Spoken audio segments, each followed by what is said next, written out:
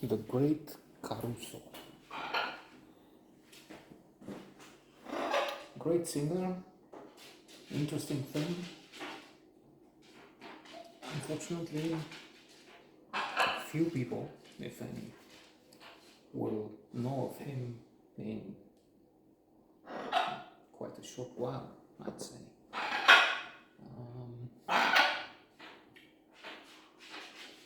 Because in the meantime, there have been quite a few others, which are varieties, that have benefited from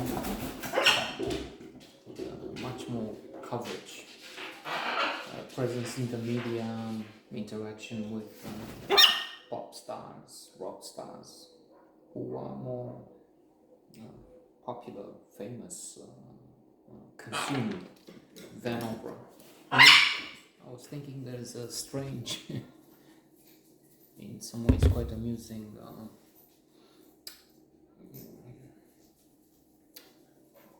chapter in the story. Caruso is in New York after having success in Covent Garden in Europe. So he's in New York, and there is a problem there with the first performance because the critics, some of them,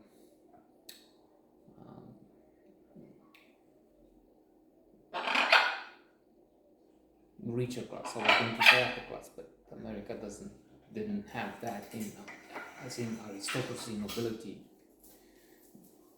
people with families to be traced back centuries and millennia.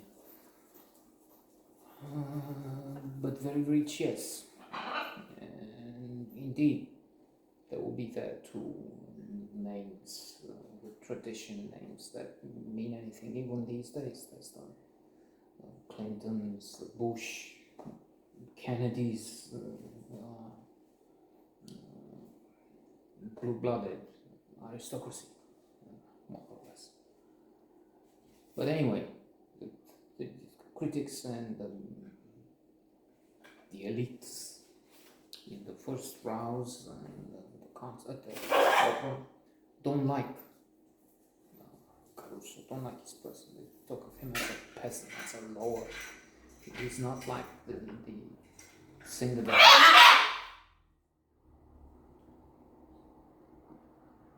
they had before, incidentally, something like an aristocrat with a degressor, something with a D, a name that indicates aristocracy.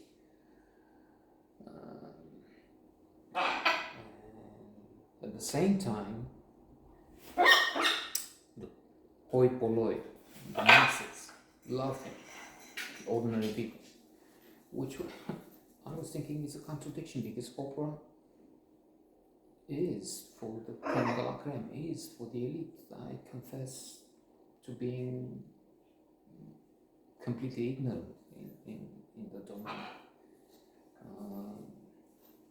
And although I'm not by a long shot a member of the elite, the intelligentsia or whatever, I'm somebody who is reading, watching movies, proof.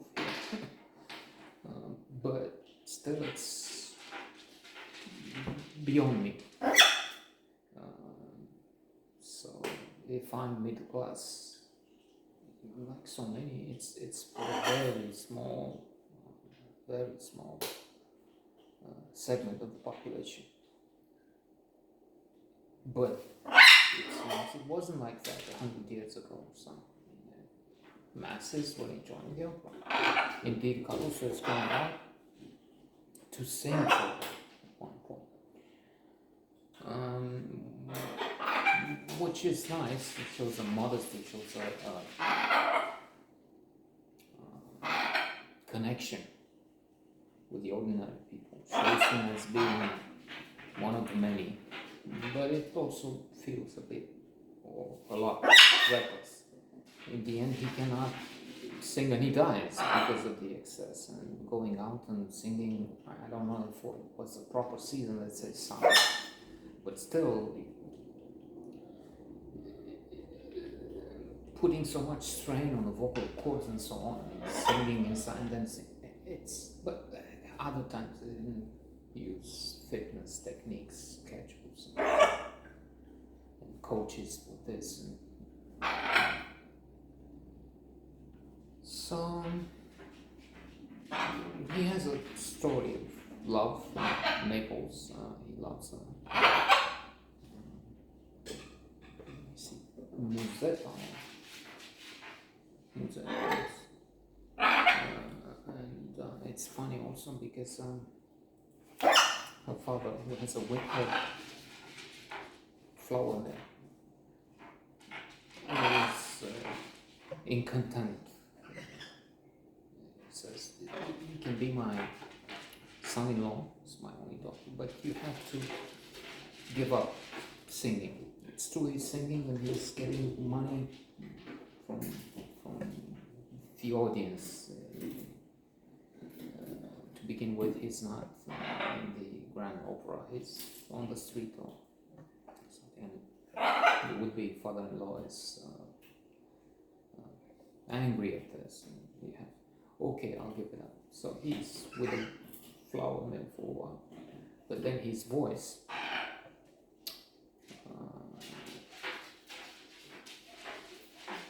helps him to a career that will make him famous around the globe. So funny because okay, we have an unknown entity, owner of a mill, looking down on somebody who would become celebrated all over the world. Again, in New York, there's a tipping point. It looked like Caruso will abandon his. I won't sing in New York anymore. If that's what the critics say, if that's what patrons of the opera feel like, I just. But then somebody says, Taylor, that he loved the performance and people loved it. And so he comes back. He falls in love with Dorothy, the daughter of this Mecena, this sponsor, major patron of the opera. And it all works well until, he gets very ill. He pushes his voice, his physique, his body to the limit, and then he dies.